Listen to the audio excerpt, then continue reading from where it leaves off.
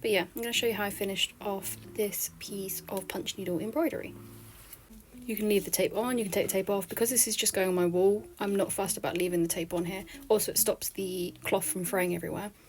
One thing you can do before you start, also just do this really, I don't know what it's called, it's like a technique where you thread a needle around your excess cloth, pull it tight, and it brings in the cloth. So it gets it out of the way, basically, keeps it nice and neat. But you don't have to do that. For example here, because I've got the cloth, it gives it a bit more sturdiness. So what I'm doing is, as I'm going around my hoop, I'm making sure that this excess cloth is folded into the hoop and that I am stitching through this excess cloth, as you can see here. Grab a sewing needle and your yarn of choice. I'm just using one of the cotton yarns that I used in the piece. You want to knot the end of the yarn and you want to go through the back and come out here. And then you'll be working like this. But what I'm going to do, I think, now because I don't want to push the loops, as you can see they're really close to my frame here, I don't want to push these stitches back through to this side.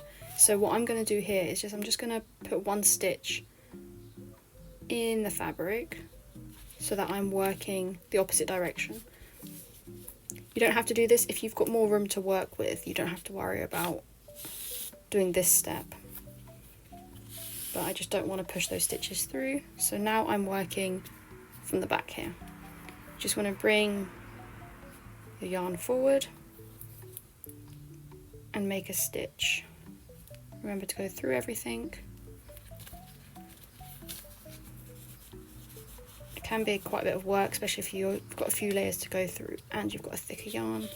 Just want to pull it through, pull it nice and tight, and just move that stitch along if you need to.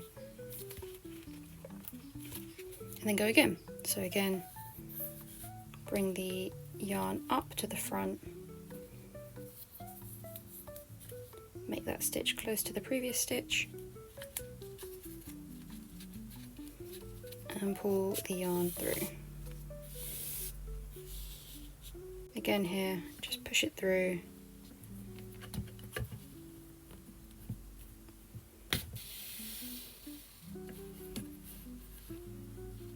Pull it nice and tight.